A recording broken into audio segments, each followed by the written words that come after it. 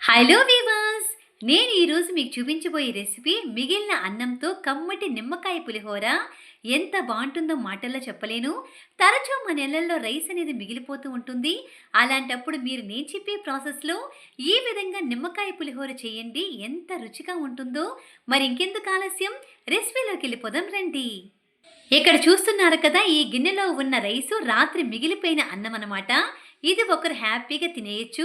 ఇప్పుడు మనం స్టవ్ మీద కడాయి పెట్టుకొని 2 టేబుల్ స్పూన్స్ ఆయిల్ వేసుకొని అందులోకి పావు కప్పు పల్లీలు సగం వేగిన తర్వాత అందులోకి తాలింపు గింజలు వేసుకొని పూర్తిగా వేగిన తర్వాత ఇప్పుడు మనం అందులోకి 2, 3 ఎండుమిర్చి చీలికలు, 2, 3 పచ్చిమిర్చి చీలికలు, కొద్దిగా కరివేపాకు వేసి దోరగా వేయించుకుందాం.